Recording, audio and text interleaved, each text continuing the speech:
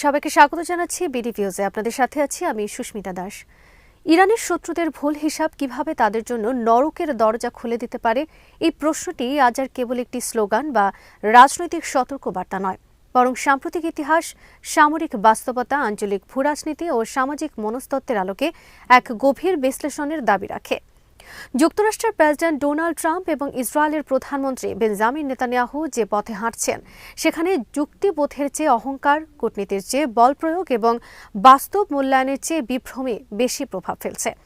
ইরানের বিরুদ্ধে সামরিক আগ্রাসন, জেনারেল হত্যাকাণ্ড, অর্থনৈতিক নিষেধাজ্ঞা এবং অভ্যন্তরীণ অস্থিরতাকে কাজে লাগানোর চেষ্টা, এই সবকিছু মিলিয়ে যে চিত্রটি তৈরি হচ্ছে তা স্পষ্টভাবে দেখায় যে শত্রুপক্ষ ইরানকে বোঝার ক্ষেত্রে বারবার মারাত্মক ভুল করছে, আর সেই ভুলই শেষ পর্যন্ত তাদের নিজেদের জন্য ভয়াবহ পরিণতি ডেকে আনতে পারে।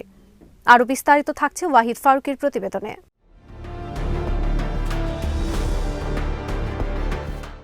ইরানের বিরুদ্ধে সাম্প্রতিক পূর্ণমাত্রা যুদ্ধের সূচনা হয়েছিল এক চরম দুঃসাহসিক সিদ্ধান্তের মাধ্যমে।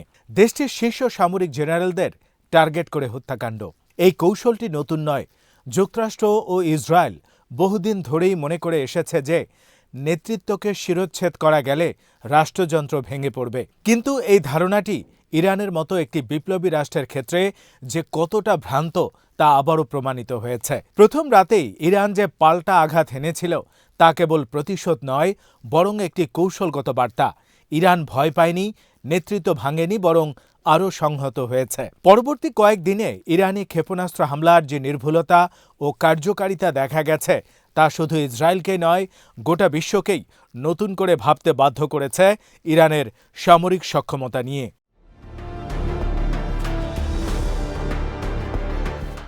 পঞ্চম দিনের মধ্যেই যুদ্ধের গতিপথ বদলে যায়।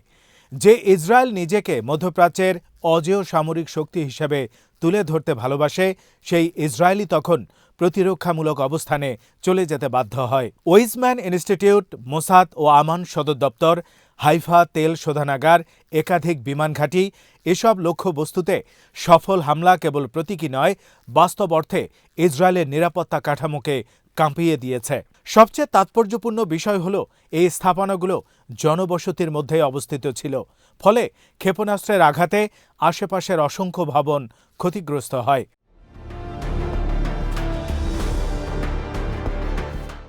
হিব্রু গণমাধ্যমে প্রকাশিত তথ্য অনুযায়ী অন্তত ৬৫,০০০ ভবন ক্ষতিগ্রস্ত হয়েছিল, যেগুলোর অধিকাংশ এখনও মেরামত হয়নি। এই পরিসংখ্যান শুধু ধ্বংসের মাত্রা নয়, বরং ইসরায়েলি সমাজের উপর যুদ্ধের দীর্ঘমেয়াদী মানসিক ও অর্থনৈতিক প্রভাবের কথাও বলে।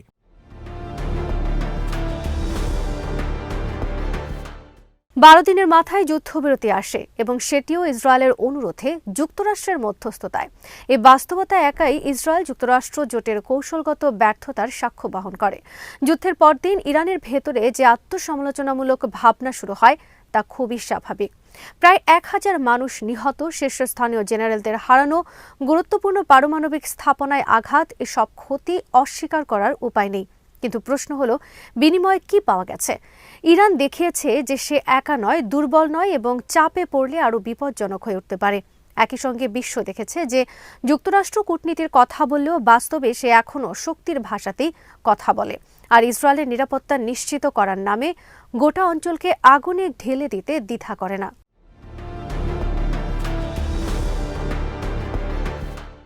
যুদ্ধের পর বিশ্লেষণ করতে গিয়ে স্পষ্ট হয়ে ওঠে কেন ট্রাম্প এমন একটি সিদ্ধান্ত নিলেন, বিশেষ করে যখন পারমাণবিক আলোচনা চলছিল। এখানে আসে ভুল হিসেবের মূল জায়গা। ট্রাম্প ও নেতানিয়াহু দুজনেই মনে করেছিলেন, শীর্ষ নেতৃত্বকে ভয় দেখালে বা হত্যা করলে ইরানের রাষ্ট্রযন্ত্র ভেঙে পড়বে, নেতৃত্ব পালাবে আর জনগণ বিদ্রোহ করবে। এই ধারণার পেছনে ছিল পশ্চিমা গোয়েন্দা মহলের তৈরি করা এক ধরনের কল্পিত ইরান, যেখানে জনগণ নাকি সামান্য উস্কানিতেই সরকার উৎখাত করতে প্রস্তুত, আর সেনাবাহিনী নাকি কাগুজে বাঘ। বাস্তবতা যে সম্পূর্ণ ভিন্ন তা তারা বুঝতে ব্যর্থ হয়েছে।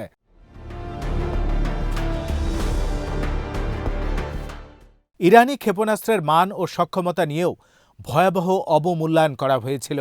বছরের পর বছর নিষেধাজ্ঞার মধ্যেও ইরান যে নিজস্ব প্রযুক্তি গড়ে তুলেছে তা পশ্চিমা বিশ্লেষকরা হয় অবহেলা করেছেন, নয়তো ইচ্ছাকৃতভাবে উপেক্ষা করে গেছেন। সবচেয়ে বড় ভুলটি ছিল ইরানি জনগণের মনস্তত্ত্ব না বোঝা। নেতানিয়াহু যুদ্ধের শুরুতে ভিডিও বার্তায় ইরানিদের মুক্তি ও সমৃদ্ধির স্বপ্ন দেখিয়েছিলেন যদি তারা ইসলামী প্রজাতন্ত্রকে উৎখাত করে। এই বক্তব্য ইরানের ভেতরে কোনো সমর্থন তো পায়নি, বরং উল্টোভাবে জাতীয়তাবাদী অনুভূতিকে আরও শক্তিশালী করেছে। ইতিহাস বলে বাইরের আক্রমণ প্রায়শই অভ্যন্তরীণ বিভক্তিকে চাপা দিয়ে জাতীয় ঐক্য তৈরি করে, আর ইরানের ক্ষেত্রেও ঠিক সেটাই হয়েছে।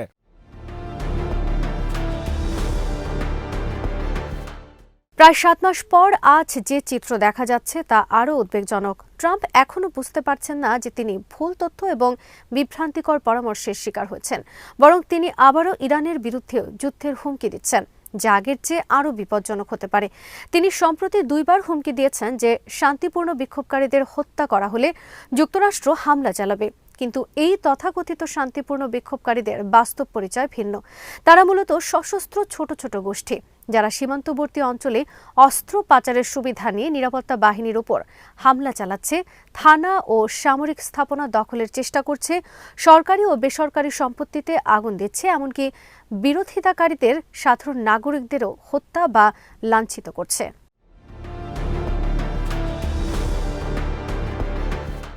এখানে একটি সূক্ষ্ম কিন্তু গুরুত্বপূর্ণ পার্থক্য বোঝা জরুরি। ইরানের বাজারের ব্যবসায়ীরা যে অর্থনৈতিক সংকটের বিরুদ্ধে প্রতিবাদ করেছিল তা ছিল সামাজিক ও অর্থনৈতিক দাবি ভিত্তিক। সেই আন্দোলন আলোচনার মাধ্যমে অনেকটাই প্রশমিত হয়েছে, কারণ সরকার নতুন কিছু প্রতিশ্রুতি দিয়েছে। কিন্তু যেসব সশস্ত্র গোষ্ঠীর কথা ট্রাম্প বলছেন তারা ভিন্ন প্রকৃতির। এরা রাজনৈতিক পরিবর্তনের নামে সহিংসতা ছড়াচ্ছে এবং তাদের সঙ্গে বিদেশি গোয়েন্দা সংস্থার যোগাযোগের প্রকাশ্য অভিযোগ এসেছে। এই বাস্তবতা উপেক্ষা করে যদি যুক্তরাষ্ট্র আবারও আগ্রাসনের পথে যায়, তবে সেটি শুধু আন্তর্জাতিক আইন লঙ্ঘনই হবে না, বরং ইরানকে আরও কঠোর প্রতিক্রিয়ার দিকে ঠেলে দেবে।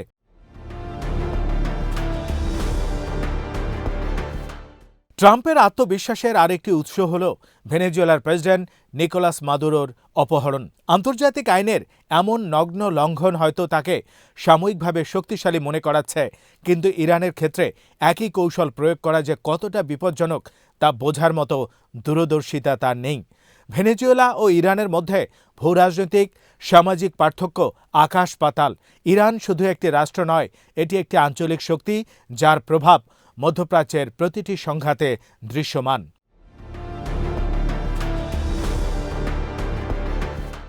এই প্রেক্ষাপটে মার্কিন গণমাধ্যমের ভূমিকা আবারও প্রশ্নবিদ্ধ হয়ে উঠেছে। অতীতের মতো এবারও তারা সরকারের সুরে সুর মিলিয়ে বিভ্রান্তিকর তথ্য ছড়াচ্ছে। কখনো দাবি করা হচ্ছে ইরানের সর্বোচ্চ নেতা নাকি দেশ ছাড়ার প্রস্তুতি নিচ্ছেন। 2009, 2020, 2022 প্রতিবারই এমন গুজব ছড়ানো হয়েছিল এবং প্রতিবারই সেগুলো মিথ্যা প্রমাণিত হয়েছে। তেহরান টাইমস একাধিক নির্ভরযোগ্য সূত্র নিশ্চিত করেছে যে এসব দাবির কোনো বাস্তব ভিত্তি নেই, কিন্তু উদ্দেশ্য স্পষ্ট: ইরানি জনগণ ও সেনাবাহিনীর মনোবল দুর্বল করা।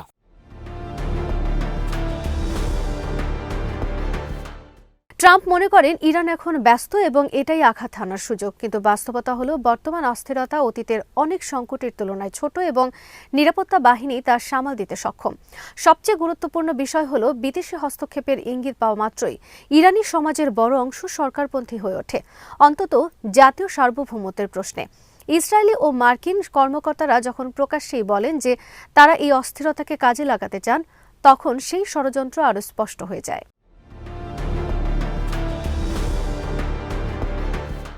নেতানিয়াহুর ক্ষেত্রে বিষয়টি আরও ব্যক্তিগত। তার রাজনৈতিক টিকে থাকা অনেকটাই ইরান বিরোধী অবস্থানের উপর নির্ভরশীল। তিনি হয়তো হিসাব করছেন না যে ইরানি গোয়েন্দা তৎপরতা দিন দিন ইসরায়েলের ভেতরেও গভীর হচ্ছে। তেহরান টাইমসের সূত্র অনুযায়ী ইসরায়েলের ভেতরে এমন মানুষের সংখ্যা বাড়ছে যারা নানা কারণে ইরানের সঙ্গে সহযোগিতা করতে রাজি হচ্ছে। একই সঙ্গে ইরানের ভেতরে মোসাদ এজেন্ট গ্রেপ্তারের ঘটনাও বাড়ছে। এই বাস্তবতা দেখায় যে গুপ্তযুদ্ধের ময়দানেও ইসরায়েল একতরফাভাবে এগিয়ে নেই।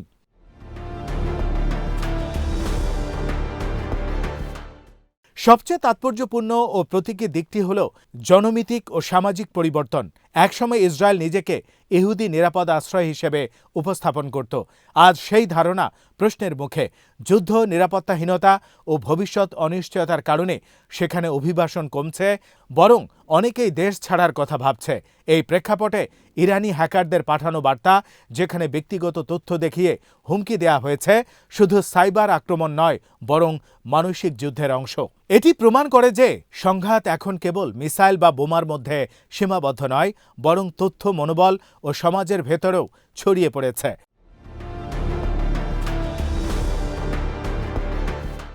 সব মিলিয়ে স্পষ্ট হয়ে ওঠে যে ইরানের শত্রুরা যে ভুল হিসাব করছে তা কেবল কৌশলগত নয়, বরং অস্তিত্বগত। তারা ইরানকে দুর্বল ভেবে আঘাত হানতে চাইছে, কিন্তু সেই আঘাতই হয়তো তাদের নিজেদের জন্য নরকের দরজা খুলে দেবে। ইতিহাস বারবার দেখিয়েছে যে শক্তি অহংকারে অন্ধ হয়ে বাস্তবতা উপেক্ষা করে, শেষ পর্যন্ত তাকেই সবচেয়ে বড় মূল্য দিতে হয়। ইরানের ক্ষেত্রে সেই শিক্ষা আরও কঠিন হতে পারে, কারণ এই সংঘাতের পরিণতি শুধু একটি দেশের ভেতরে সীমাবদ্ধ থাকবে না, বরং গোটা অঞ্চল, এমনকি বৈশ্বিক ব্যবস্থাকেই অস্থিতিশীল করে তুলতে পারে।